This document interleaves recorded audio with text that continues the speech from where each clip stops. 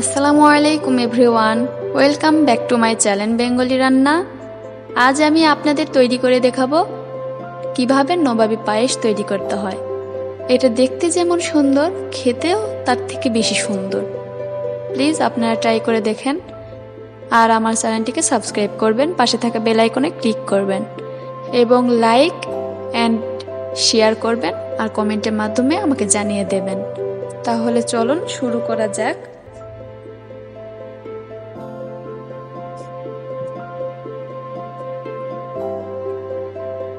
প্রথমে আমি একটা প্যান নিয়ে নিয়েছি চুলায়। এখানে দিয়ে দিচ্ছি নর্মাল তাপমাত্রার পানি, দিয়ে দিচ্ছি গুঁড়া দুধ মেজারমেন্ট কাপের 1 কাপ। ভালো করে মিক্স করে নিচ্ছি পানির সাথে, যেন দলা পেকে না থাকে। এটাকে আমি জাল করে নেব কিছুক্ষণ।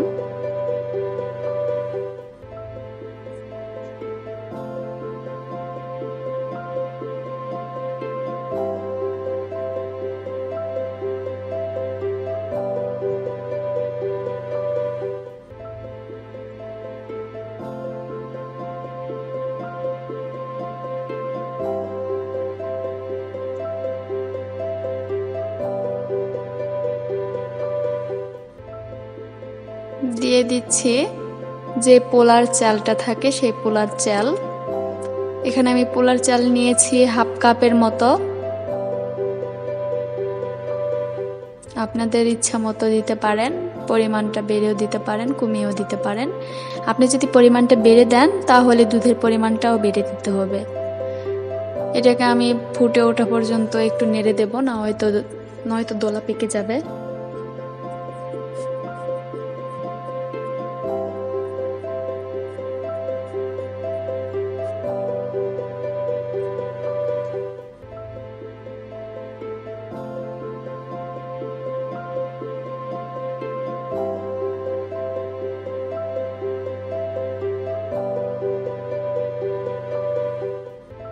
দিয়ে দিচ্ছি একটা তেজপাতা, দিয়ে দিচ্ছি 2টা সাদা এলাচ। এটাকে কিছুক্ষণ আমি জাল করে নেব।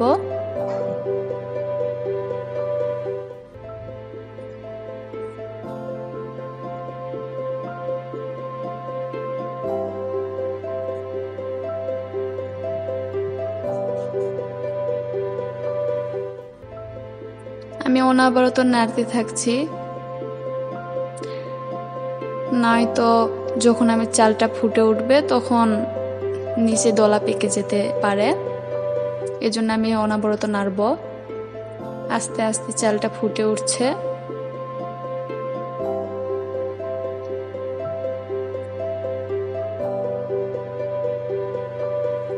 আমি যে তেজপাতা আর সাদা এলাচটা দিয়েছিলাম সেগুলো আমি উঠিয়ে নেব।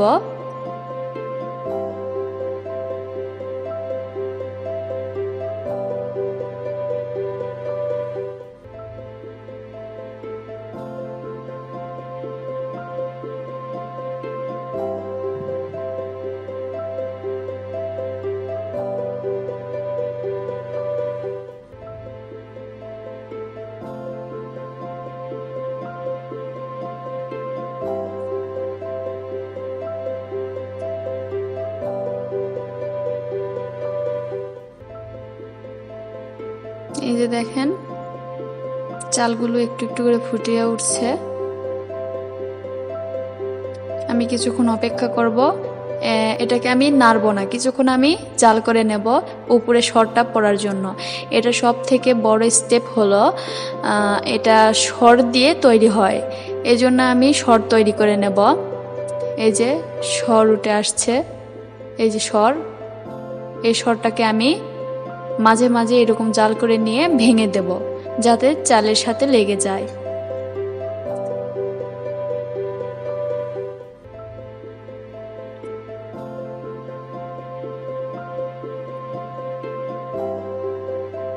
এই যে আমি দেখছি ফুটে গেছে কিনা।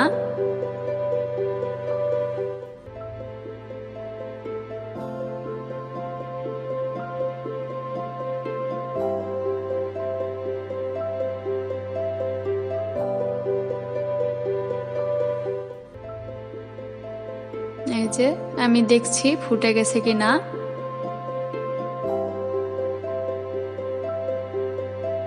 এই যে দেখেন ফুটে গেছে। এখন আমি চিনি দিয়ে দিচ্ছি পরিমাণ মতো। আমি এখানে হাফ কাপ চিনি দিয়েছি, মেজারমেন্ট কাপের হাফ কাপ চিনি দিয়েছি, আপনারা পরিমাণ মতো দিবেন। চাইলে মিষ্টি আপনারা বাড়াতেও পারেন অথবা কমাতেও পারেন। এটাকে আমি এখন জাল করে নেব।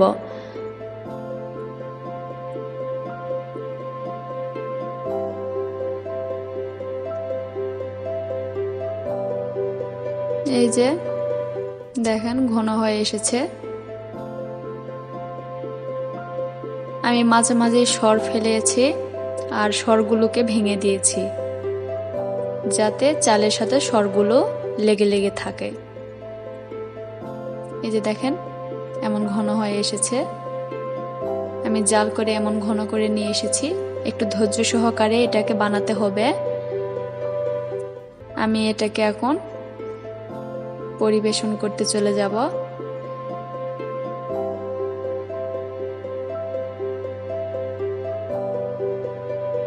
আমি এখানে সৌন্দর্য বাড়ানোর জন্য কিছু বাদাম আর কিশমিশ দিয়ে সাজিয়ে দিচ্ছি। এটা দেখতেও যত সুন্দর, খেতেও তার থেকে বেশি সুন্দর। আপনার প্লিজ প্লিজ ট্রাই করে দেখেন। আমি গ্যারান্টি দিয়ে বলছি আপনাদের অবশ্যই ভালো লাগবে, অবশ্যই।